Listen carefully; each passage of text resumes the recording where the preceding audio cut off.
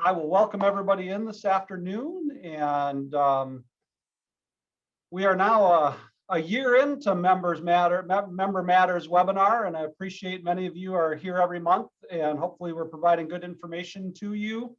And the topic that we're going to touch on today, at least to start the call with, and then we'll always have time to share other thoughts and concerns and that you're having, and ask questions of other board members or superintendents. But an issue that has really grown to prominence really in the last year, but maybe more directly in the last 6 months in the Michigan public school environment, is the issue of cybersecurity. And as we have for a few of our webinars in the past, I actually have a guest with us today to share some wisdom that far outpaces mine as it comes to this area. But we really want to, this is a scary topic. We are seeing school districts get hit by ransomware attacks and phishing emails. And as we have become virtual this year, that has definitely opened the doors in Michigan and other states for these attacks. We have teachers with very little training on security, trying to do their best job in educating kids, and they are being preyed upon. Our own school district staff is being preyed upon. And here at MASB, we're not a school district, but we also have the very same things that attempts made here. I see Jill Fennessy, our president, sitting up in the corner of my Hollywood Squares, and she recognized as soon as she became president, she started sending emails to the rest of the MASB board of directors asking for gift cards. And very clearly, Jill wasn't sending those, but we were seeing those sent. And so we made changes in our website this year. If you've noticed it as members, you can no longer find either our board of directors or our staff emails on our website. It is all done through forms now, so that it's at least harder for folks to find that information and use it against us. And we actually had one of our providers earlier this year that actually houses our website in a different state than Michigan even. And they were held ransom this year as a company, and it shut down our website for the better part of a week this year. And those are just things, even with great precautions in place, you can still fall victim to these attacks. And so we want to have some conversations with some experts here to talk about what you can do, and then maybe open up some time to have questions answered, and also to share what maybe you already are doing in your school district. If you are, what's been working. I would encourage you, as we talk today, throw questions up in the chat so we aren't waiting until the end to try to get those questions. This is a free-flowing conversation like always. But with that, I will introduce, I have Steve Pravosky on today. Steve, if you want to give a wave so people can see you. He is property casualty and workers' comp sales manager at CETSEG. Most of you, if not all of you, are familiar with the CETSEG name. They insure probably 95% of the school districts in Michigan, both in the property casualty and workers' comp. MASB has a really close relationship with them. Similar to cybersecurity, back in the 70s, we were reaching a period where the private insurance market was not interested in insuring school districts and the property that school districts owned. MASB, with some superintendents, created CETSEG as an insurance trust. They are not a privately held insurance company. They are made up of school districts. You all are part of CETSEG if you have them for insurance. Their board of directors is made up of school district superintendents, business managers, myself, MASA's executive directors, depending on the board. So they are very closely tied to the school district. So they have the interest of that pool and of the districts in mind. And so Steve has been in the insurance industry for many years, and he joined me when we recorded our most recent podcast that I think is still yet to air, where we've talked about this, but wanted to bring him to you in person. And Steve, let's start off. I know you have a few slides you want to share, but give them a little bit of the background on what's happening in the cybersecurity space and why we need to be paying attention right now. No, Don, I appreciate it. Good morning, everyone. Thank you for your time this morning. And I applaud your efforts in addressing this ever-growing threat against Michigan public schools. So thank you for taking time out of your schedule to join today's webinar. As far as the landscape is concerned, 5 years ago, I've been doing this for 15 years, and well over 5 years ago, we started placing cyber insurance for schools, and schools that say, why do we need this? Well, now, fast forward to 2021, it's become an imperative piece of the puzzle to have within your portfolio, within your protection for your school. So the reason for that being is because ransomware is on the rise, where these threat actors will infiltrate an organization's computer networks, encrypt the files, and then hold that organization for ransom. And in order to release the decryption key, they're demanding money or Bitcoin. And so we've seen a massive uptick in that nationally for public schools. And there's a couple reasons for that. First and foremost, schools are a data-rich environment.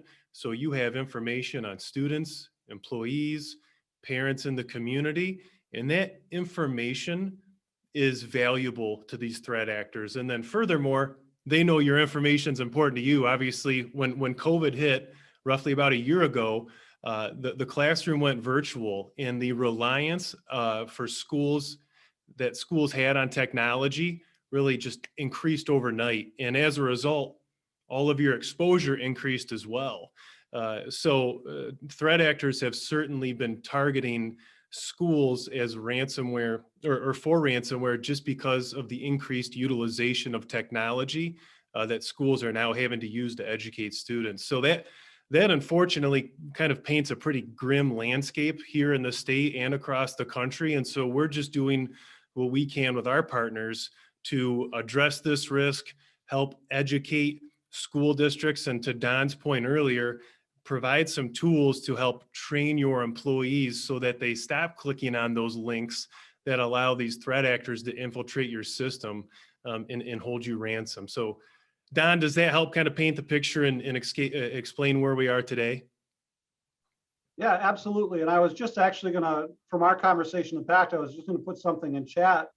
When we talk about the data-rich environment, I bring up, I say it, identity theft. Like, we don't think about how valuable a first grader's social security number is and how many years a criminal can think about using that in identity theft before that person, that child or their family even knows that it's happened. And somebody's asking a question, am I the only one who cannot see the presenters on my screen?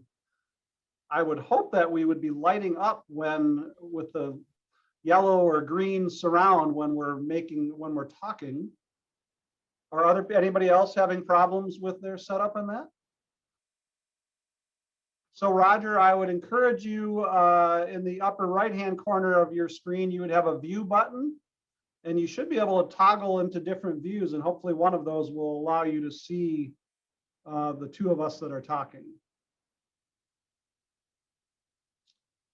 So anyways, I just put that up just from our past conversation, Steve, just to, kind of reiterate the why schools are, I think it's apparent for some, but like how valuable school data can be even in the, in that child space. And so if you want to, let's pull up your slides and we'll kind of go through some of the key points. Then I can ask you some questions. We'll go back and forth and then let, others that are in the webinar with us put chat questions up. Absolutely. No, I appreciate it. Again, I want to be respectful of everyone's time on the call today. But again, now that we've painted the picture of what ransomware is, and I would summarize it as being a massive disruptor for public schools. We've had schools that have had to not hold days because they didn't have access to their computer systems. Generally speaking, this is a public relations issue, especially if data is released out to the dark web. So that's an issue. And again, the payments for these ransoms that are demanded have increased 2 years ago, they were about, the average across the industry was about 20,000. And just this past quarter, they've now exceeded 200,000. So these are expensive attacks from multiple angles. And I think I addressed in my opener why schools are a target. Unfortunately, the FBI released a report in December, just a couple months ago, that stated that the K through 12 education segment was the #1 target for ransomware across the country for all industries. And I think we addressed that earlier with regards to COVID causing virtual classrooms to occur overnight. That just simply increased everyone's exposure.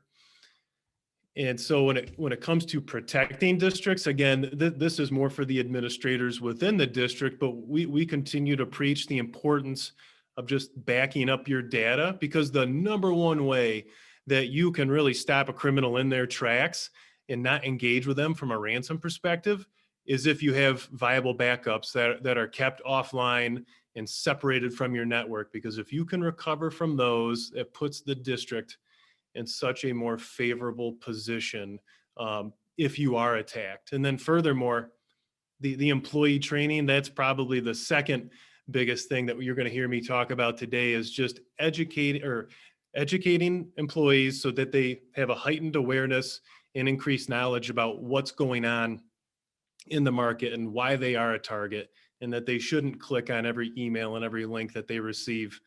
Because again, as of December 2020, the #1 way that these threat actors are infiltrating all organizations is through phishing attempts and phishing attacks. So I see some questions down here in the chat. I'm not sure if any are addressed, but feel free to chime in, Don and Stacy, if I'm missing any of them.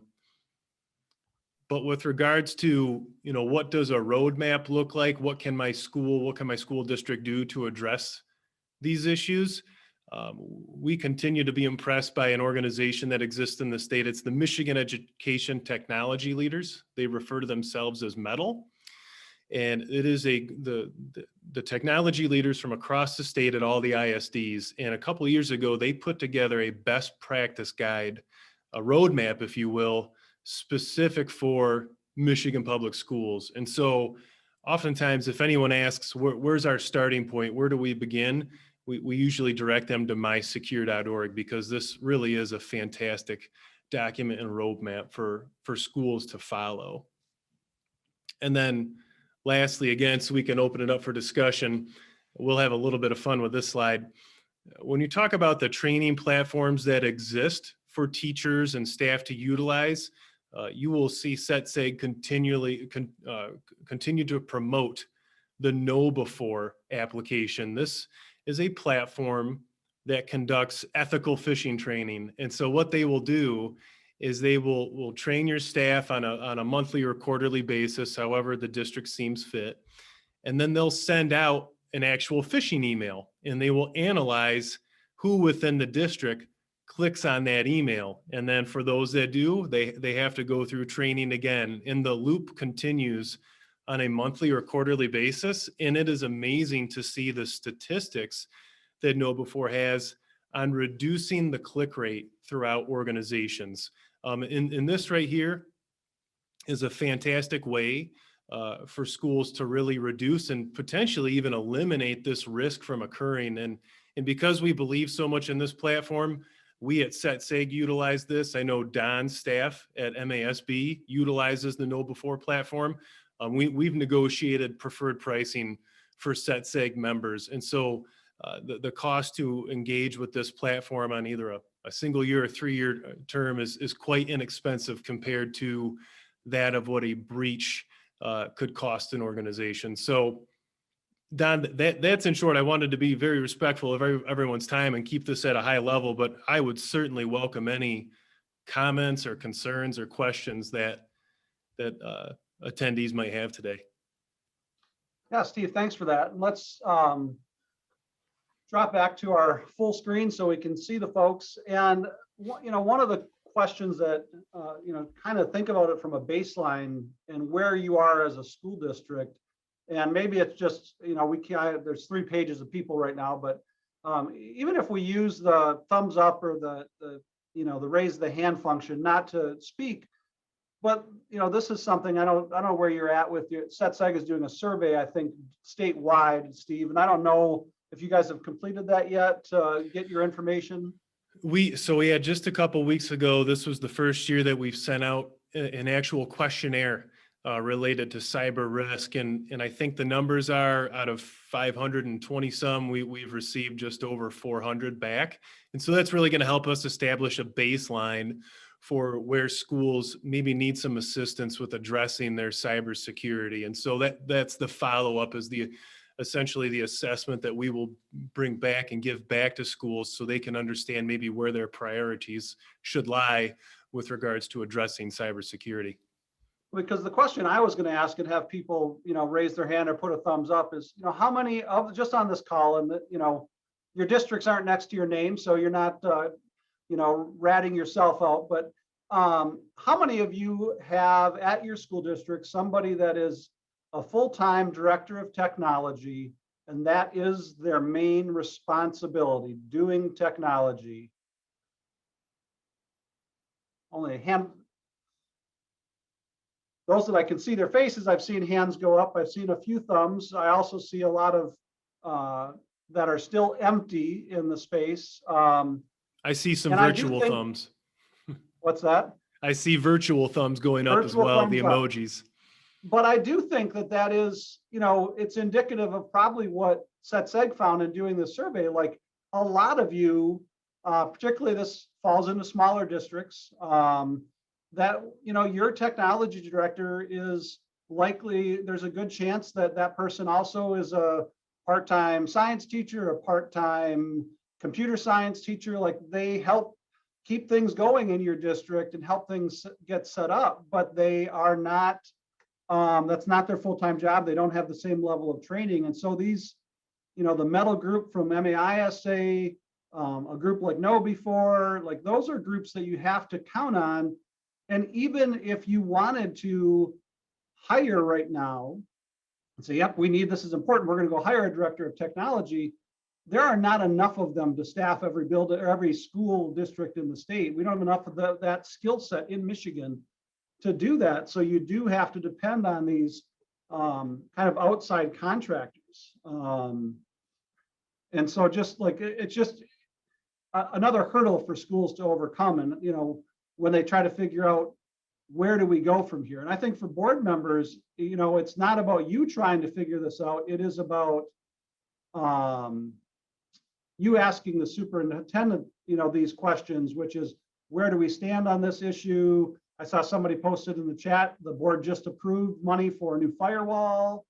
Those are the things where you're really want to see that happening, but you need to ask the questions and make sure. And I know SETSEG is communicating a lot with superintendents right now, but it's much better to ask the question now than it is to ask the question of the superintendent in the meeting after your network has been shut down by somebody in this space. And Don, that's very well said. Unfortunately, a lot of these attacks, or at least the ones most recently, we had one occur the day after Christmas. We've had a couple occur on Saturday or Sunday evenings. These are very inopportune times. And unfortunately, in some cases, schools have had to shut down for a day or two because there's been no access to the virtual classroom. So to Don's point, doing what you can on the front end of an attack will help, just to help continue the education of students and not disrupt the most important part of what a school district does. And I think, Steve, when we talked the other day, we've had in Michigan 5 or 6 attacks since the beginning of the year on school districts.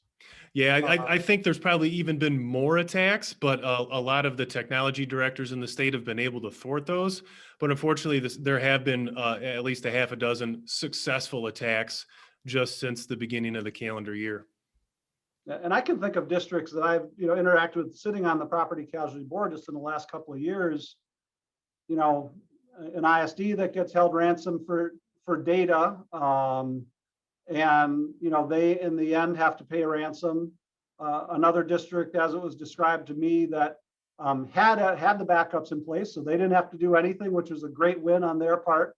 And then another that gets a phishing email where they're working with a contractor, and end up, writing a substantial check or depositing money into what they think is their vendor account, and find out that in fact it wasn't, that it was a phishing arrangement. And they have become so skilled at this work. And you mentioned No before, Steve, and yes, MASB has just recently signed with them to do work. And our tech people, as we explored with them, what they found fascinating in No before is when they start doing these, phishing attacks, and these are of course planned ones that we train our staff with, they start off on ones that are pretty easy to catch. Like, the basic ones that almost everybody is now aware of, like, oh, nope, an Apple gift card, the boss isn't requesting that or whatever.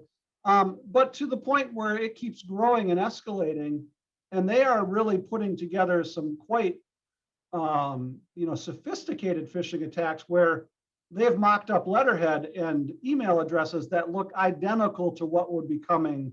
And those are the ones that, if you're not constantly diligent, you can fall prey to. And so it's nice to see that they, as a company, escalate it. So as your employees get better at recognizing them and thus protecting the organization, it keeps escalating so that they keep training them at a higher and higher level. And that doesn't mean that nothing gets through, but, and of course, our staff is small, but when we started looking at that company, you were absolutely right. The amount of money, and MASB doesn't make any money off of this. So I'm just saying, this is how do you not invest the money in the training of your staff in this space? And you can do it in August when you come back to school and they're diligent for a month or two. And then, people get busy doing their thing. And around Christmas time, they're getting 100 emails with all kinds of sales and somebody's clicking, and all of a sudden you inadvertently have let somebody into your system. And so doing this regularly is, I think, real helpful.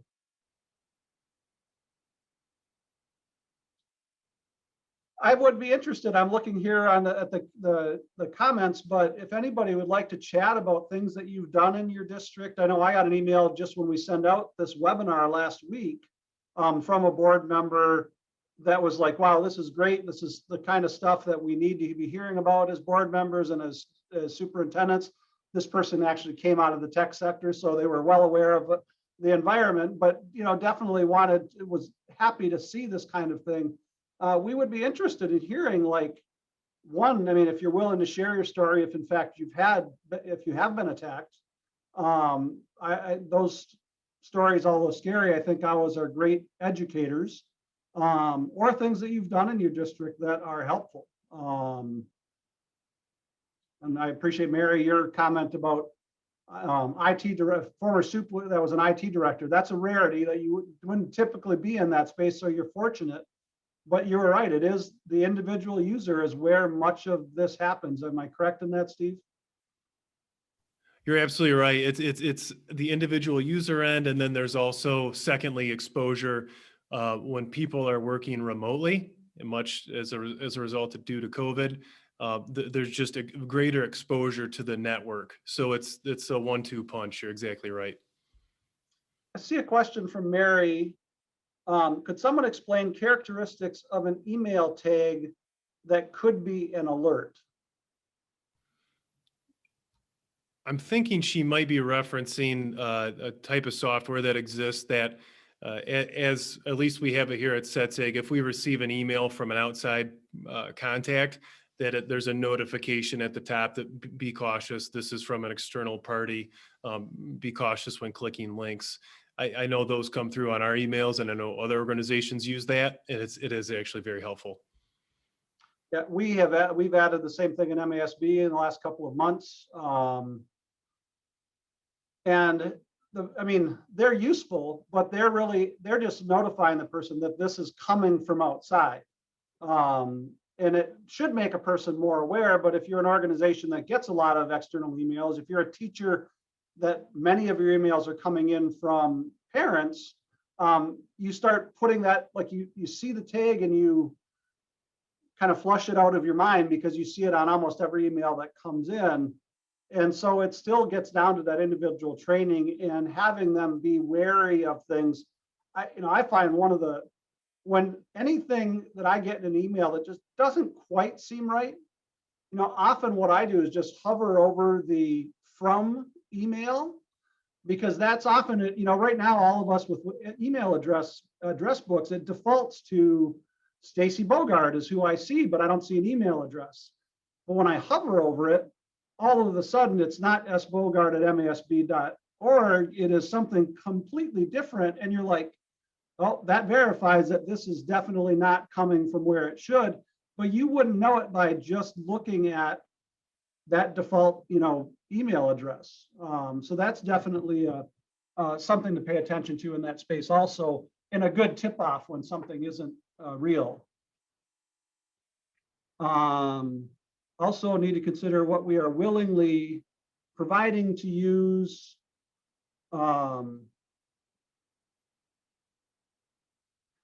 Michael, I'm not reading it correctly.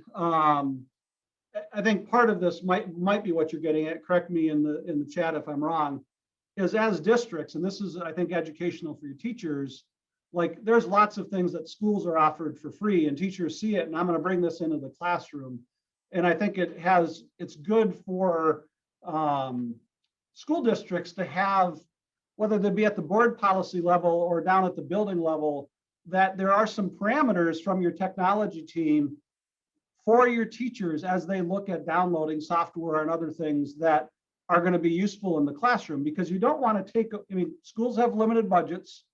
You don't want to take away from the teacher's creativity, but you also need to set some parameters, like maybe if they see something that's free, they hear about it from another teacher, that they don't download it until their IT department has looked at it themselves and said, yeah, this is it seems to be a good source of information that you could use. And Steve, I don't know, another thing that I have heard of now is, as some people get a little more sophisticated at the district level or business level, they now start jumping into third-party vendors, even those that you pay for, and they, the next time they do an update, they've inserted something into that you now download into your system.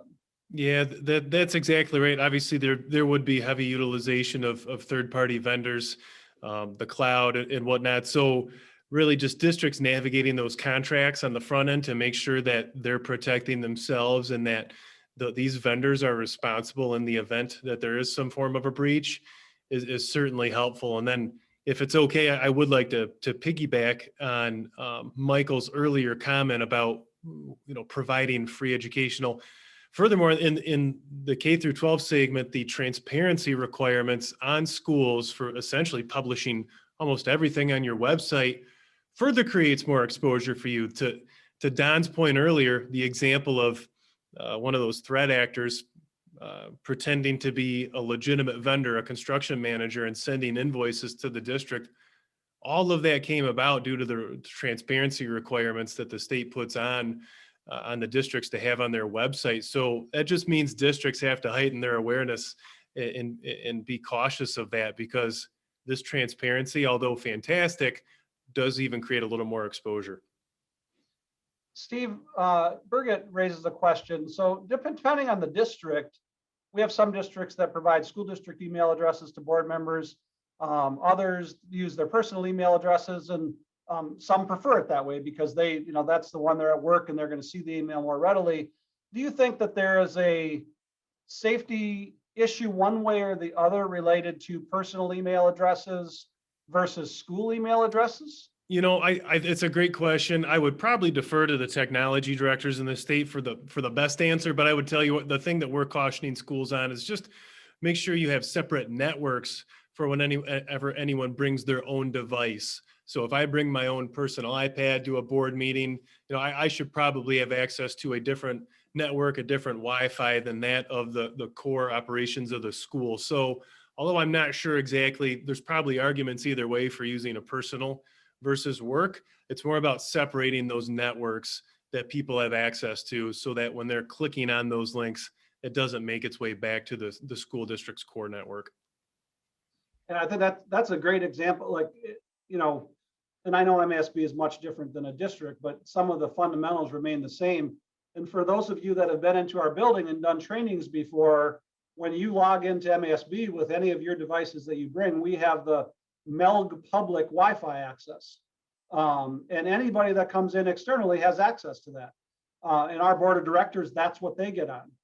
When I'm typically getting on with an MASB computer, we have a MELG private network that is completely separated so that only employees of the building with devices issued by the building get on that one. Even my cell phone, as a company-owned cell phone, gets onto the MELG public. Because I'm out of the building with it all the time, and they can't, our tech team can't do much with the cell phone. Those devices are even left on the MELG public just to try to block things a little bit more. So, from a school district perspective, that separation makes a big difference. Other questions? Good stories if you have them. Well, let's see. Beyond virus breach can simply maintaining curriculum integrity. He is not the proper resource to vet education. Yeah, that's a great point, Michael. I mean, it was to my suggestion earlier, maybe a tech director vets these programs to see, well, of course, that tech director, in this case, he doesn't know whether curriculum-wise it's a good thing, so they can't vet it there, but they still should be able to, figure out some of its validity related to, doing a little background research and making sure that it's a company that has a website that likely has, an about us that talks about when they were created, and maybe it has, you can kind of do a little bit of searching, and a tech director could be in that space doing that. It's just kind of due diligence on, does it seem legitimate? I mean, I think he's absolutely correct. As a tech director, they're not going to be able to decide whether it's a good program for kids, but at least they have enough depth to look at it and say, this wasn't created just to draw somebody in and open up our network to something, is kind of where I would go. I mean, we run into the same thing here. If our government relations department is bringing in a program to contact legislators, our tech director is not going to have much of an input on whether it's a good program or not, but can at least understand whether it's a viable company that's been in existence, just like you would with any vendor at a school. You're trying to make sure that they're reputable if you're going to be doing business with them, particularly if you're paying for the service. But even if in the case of this, where it's that free download, it's worth just checking into. It doesn't have to take a lot of time.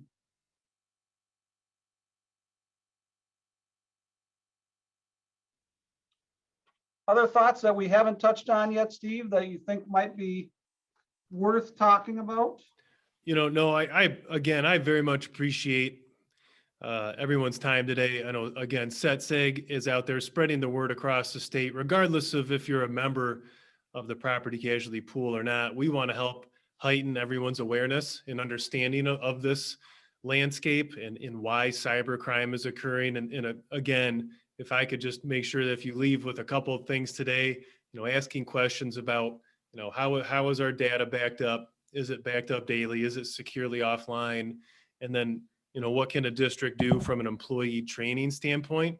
Again, I think Don and I know Don's organization and our organization can vouch for the success that the KnowBe4 platform can really bring to a school district. And if anyone has questions on that, let MASB know, and we'll make sure we get that for you.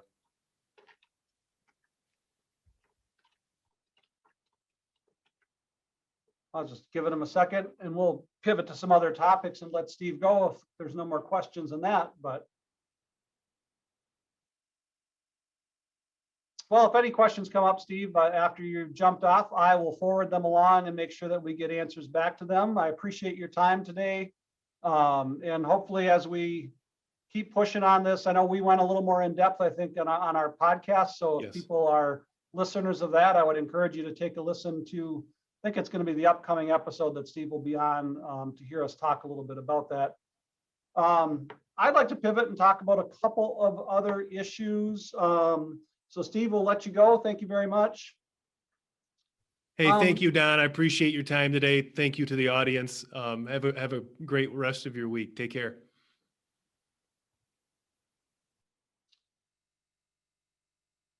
Thanks for the data on that, Stacy.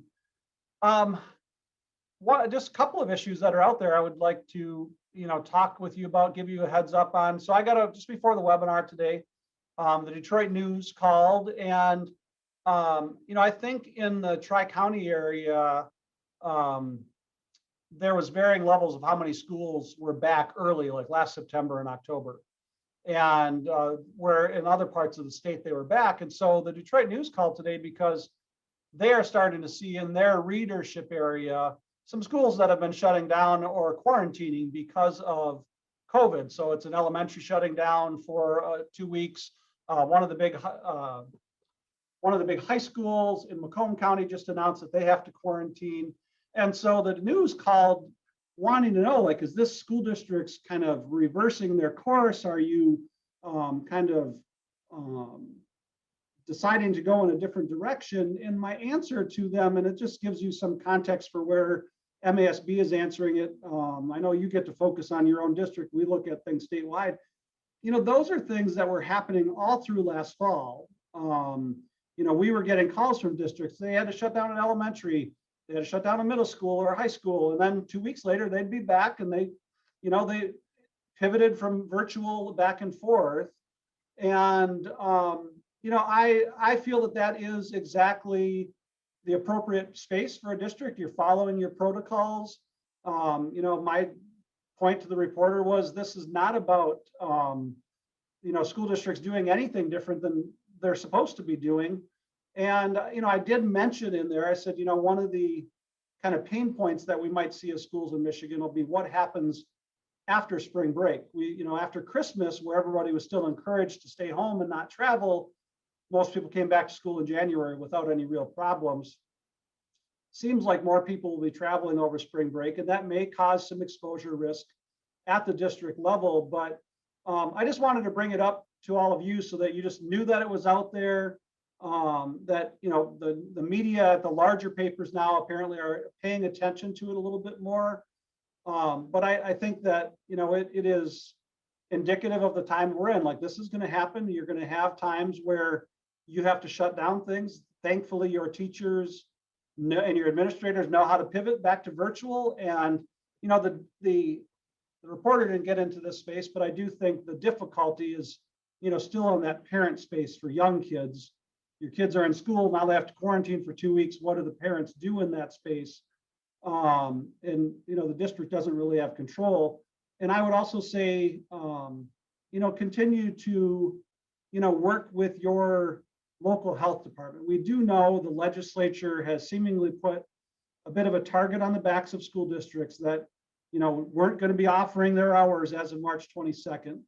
And so what I would encourage, and I was talking to Tina Kerr, the exec of MASA today, and both of us are in the same place. Like, as you make these decisions, just make sure that you're working with your county health departments where you can, so that if there is pushback, it can be a joint decision. The school district and the health department thought it was the right course of action to make sure that, based on the exposures and of all the kids, that the building be shut down, or that 3 classrooms are shut down, or whatever it is. That's much harder for people to, they're still going to complain, but at that point they understand that it was a school and a public health decision. And so I just bring that up. I don't know if anybody has thoughts or comments on that topic in particular. If you have any guidance, I know some of you, just from seeing your names on the screen here, had to do some shutting down, both most recently and in the fall. If you have any guidance for your other board members or superintendents on how that went, or like, what does communication look like in that space? For those districts that are more recently back at the beginning of March, this is a little bit of a new territory for them. I'm looking to see if anybody pops their hands up or. Hey, Don, how you doing? Andrew Brody, Flower Community. Yeah, Andrew. All well? You look Oh, good. well, You look good. thank you, sir. Good haircut. Hey, you know it. It's easy. Anyways, one of the things that we've done in Downriver and in Flat Rock, coming in and out of break. So if you think about Thanksgiving break or Christmas break or even this upcoming spring break, is we've taken an extra week and taught asynchronously and synchronously just to give ourselves a little bit more time away. Another thing that we're going to do is over the next 2 weeks, we're going to encourage all of our families that do travel, whether it's abroad or within the United States, to go to one of the free clinics around the Downriver area and just get antigen tested before they return back to school. Obviously, we can't require it of anyone, but we are going to try to get as many people to do that as possible, just to make sure that we're doing everything we can, doing our due diligence to keep our kids in school. And we're one of those school districts that's been very fortunate to be in session since September 8th. So we're about 75% of our kids have been here all along. So yeah, very, very proud of that work. Very proud of my Board of Education for supporting that work the entire time. And yeah, that's just a small caveat, and it's served us well so far. So we're going to stick with that formula. Well, thanks for that suggestion, Andrew. I think the antigen testing piece, I think it's a great idea, particularly if, as a family, you have access to someplace quickly to do that. That you come back from break, if you're going on break, even if it means you're asynchronous on Monday, but you can get an appointment and get that done. That peace of mind, both for the family and for the school district, I think is a helpful space if you can go down that road. So appreciate that feedback for everybody else. Other thoughts in this space of having to shut down whole buildings or sections of classrooms that people would like to share? Don, this is Eddie Manuzak from Dundee Community Schools Superintendent. Yes, sir. Yeah, our district has offered a face-to-face learning component since the start of the year, but we started in a hybrid plan. And then for our second semester, we pushed it back by a week and then started face-to-face every day, 5 days a week in late January. And like Andrew had stated, we have about 85% of our population in a face-to-face learning environment. And then about 3 weeks ago, we had to place our high school into a remote situation. And then the following week, our middle school, and then transition back. The advice I would give other districts and other superintendents on the call is consult heavily with your local health department, and then make sure that you're as transparent as you can be with your public. I know that we've been offering alerts, and then we've just descaled that a little bit instead of having it be an emergency alert. So now it's just considered to be a high importance alert, just because we wanted to make sure that families were informed. But I guess the thing that we have learned through this process is, to know and to communicate with, your other districts that you have in your county, because we are all getting these issues that are weaving in, and, to understand who else is in an online situation is very important. And so we've just really tried to communicate as much as we can with our parties as possible. And then we've also had a situation where we've had an individual class where we've had to, put an individual class in our elementary in a remote situation as well. So being able to turn the dial and to switch back and forth is also something that you're absolutely right when you hit the nail on the head. It's hard on families. It's very hard on families, especially those that have little ones at home. So just making sure you have clear expectations, are clearly communicating to your families is very important. But yeah, we're, knock on wood, our spring break is coming in here about 2 weeks, where our new goal is just to make it to spring break with everybody up and running. But it is a daily battle that we are all facing. But just the constant communication with your local health department makes a big difference too. So just wanted to share all that out.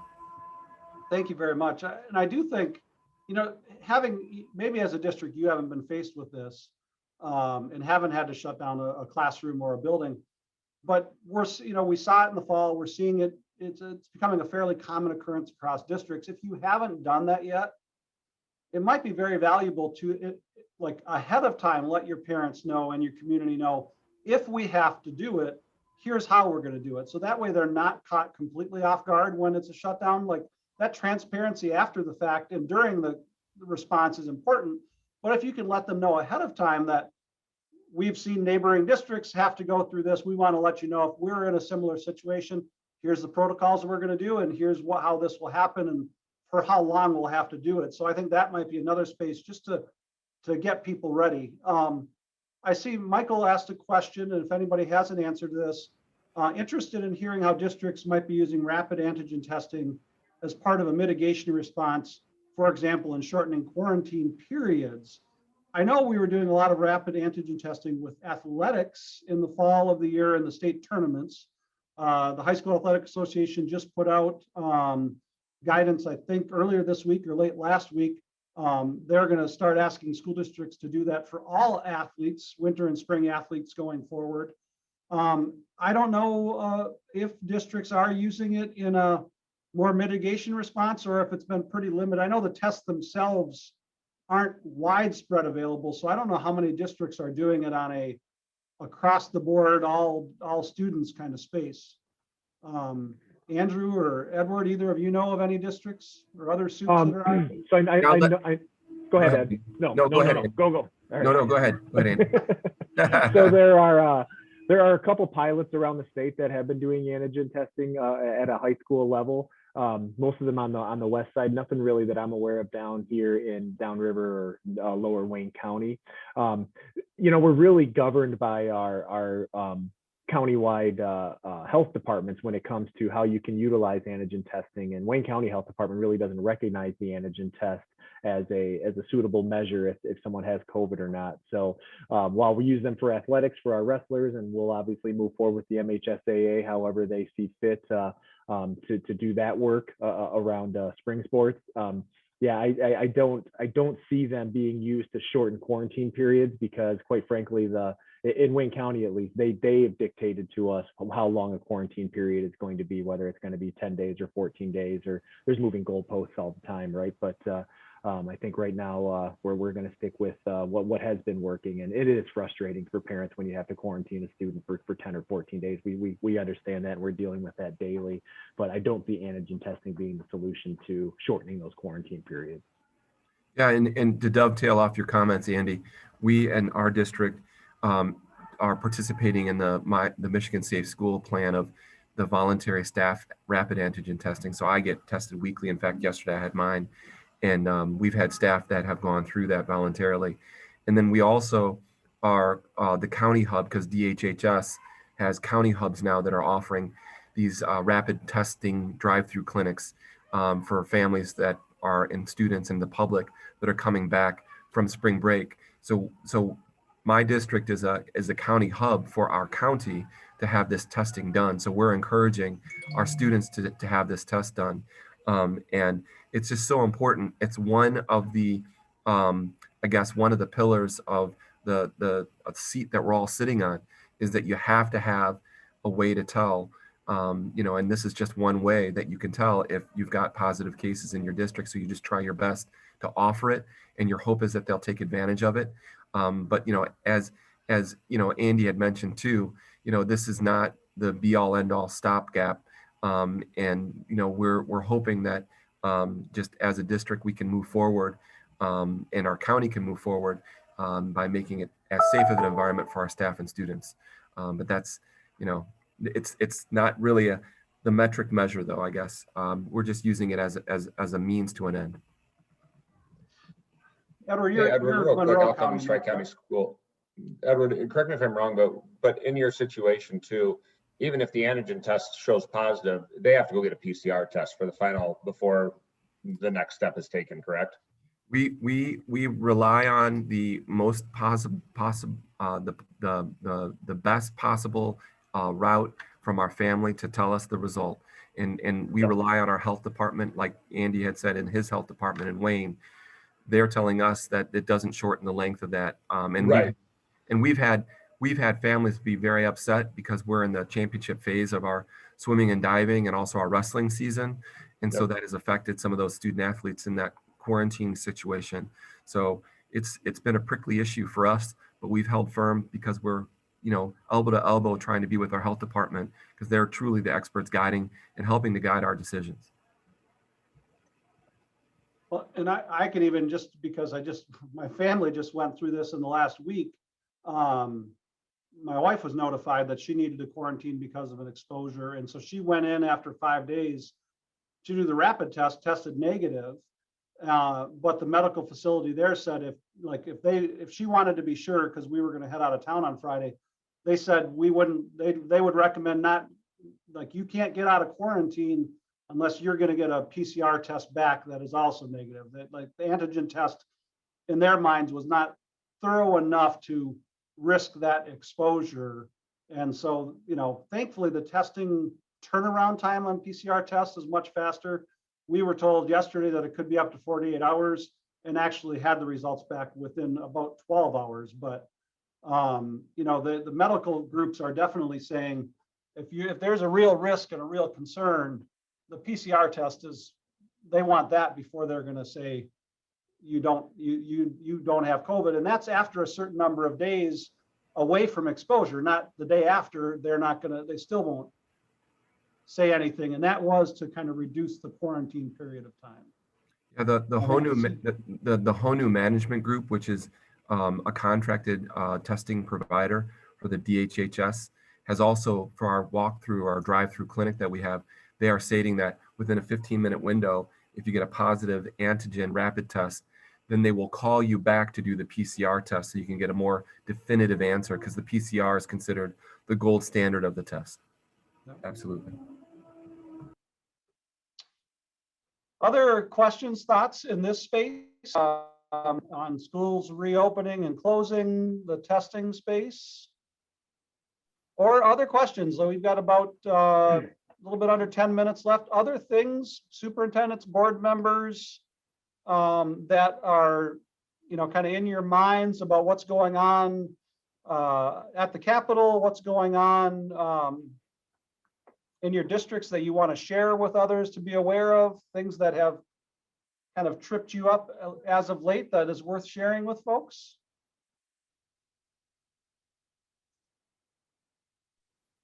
Hey, Don, I guess just one thing, coming out of the MHSA, and obviously you have a ton of board members on here, which is fantastic, but just trying to be incredibly supportive of your athletic departments over the next couple of weeks as they try to navigate what this testing is going to look like for spring athletes.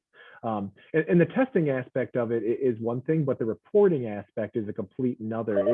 It is incredibly overwhelming, for each athlete. I think my athletic trainer. So, obviously we had to do wrestlers, and for every wrestler, when they would weigh in, they'd also have to test, and that would have to be reported back to the state. And that's about 12 minutes per wrestler. So now if you exponentiate that out to every spring athlete, potentially at least once a week, if not more, based on what type of sport they're playing, if it's a contact sport versus a non-contact sport, it might become incredibly overwhelming. So just to have some patience and some understanding as athletic departments try to deal with something I don't think they are in any way prepared for. We've been talking quite a bit about trying to find additional ancillary staff, which everyone on this call knows is how difficult that is right now to help support that process, not really knowing what the MHSAA is going to throw our way or what the governor's office is going to throw our way as to who has to be tested and how often. Yeah, that's a great point, Andrew. I mean, I heard from some districts during the football playoffs how cumbersome that was for them from a reporting perspective, and think about the size of a football team and all of that. And then of course, on the flip side, you get parent pushback for testing that they don't think might be necessary. And as superintendents, you get it. As board members, clearly you hear from the parents. And, as much as we can, it's been a year, trying to press the idea of patience and grace, and whether it be board to the staff or board telling a community member that same thing. That's the only way that we are getting through this. I see Stacy asked about future topics, and interesting to hear about planning for summer school. That is something that Stacy and I've talked about as a possibility for that, and that would actually work into the April space because districts will be probably finalizing some of their plans for summer at that point. Mark, you asked the question, extend the time on, oh yes, so we're in, that's a great question, Mark. So as you all know, we're coming to the end of March, and virtual meetings as allowed by state law will cease to exist. Unless there's a pandemic order that puts something in place that would allow them to continue. We aren't seeing any movement right now in Schmidt's bill. He has it. Jen Smith, our Director of Government Relations, has talked to him and said, we're happy to help and move that along. But right now that bill is sitting. I don't think it's even been scheduled for a hearing yet at this point. So for everything we can tell right now, as of April, and I see Brad is on the call too, Brad Banasic. Right now, once we cross that March threshold, I think we're back into in-person meetings. Am I correct in that, Brad? Yeah, except if you have board members have a medical condition. So, between April 1st and December 31st of this year, a board member can participate virtually with, if they declare they have a medical condition. Another option would be your local municipality declaring a local state of emergency. I've actually heard of a district in Southwest Michigan. Here I heard from a district on this issue, and their county is considering doing that. And if the county, declares that local state of emergency in the area where they hold their board meetings, then they could continue to have virtual meetings up until the end of December. So, as the law is written right now, that would also be an option.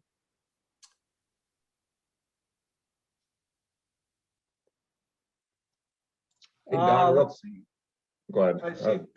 I see a couple of questions that just popped up. Alan, I'll let you jump first because you were going to.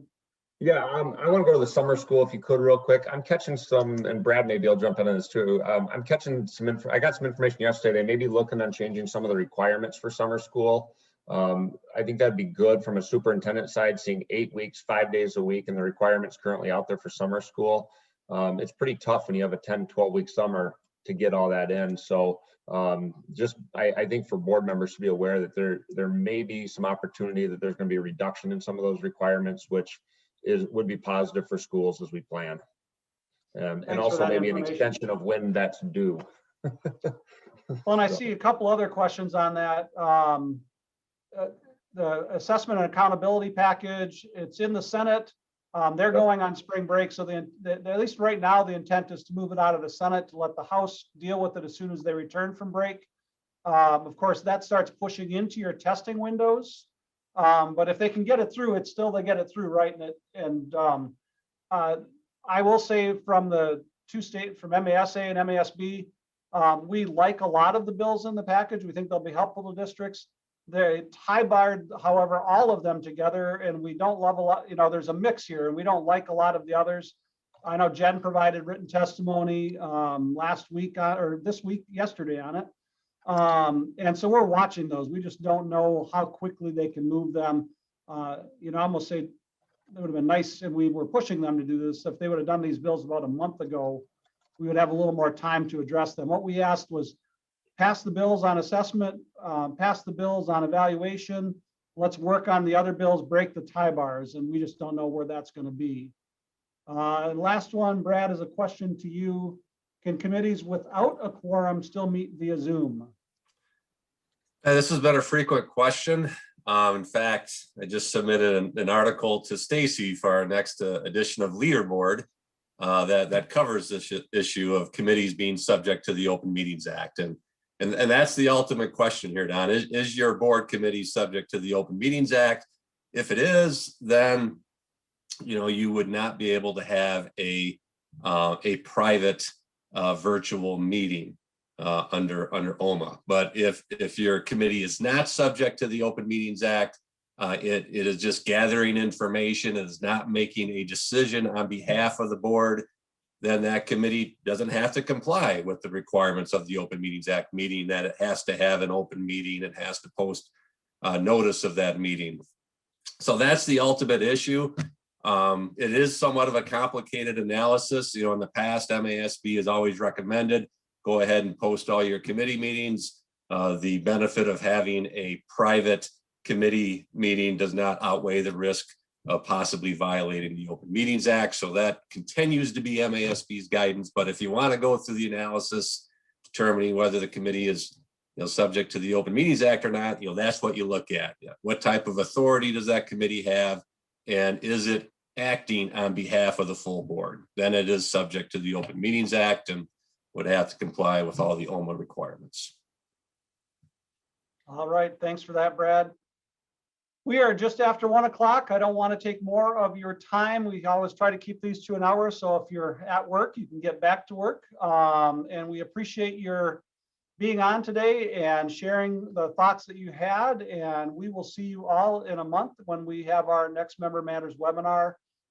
Thank you for all that you're doing out in your districts. Really appreciate you staying in touch with MASB and everything that you're doing for kids in Michigan. Have a good rest of your week.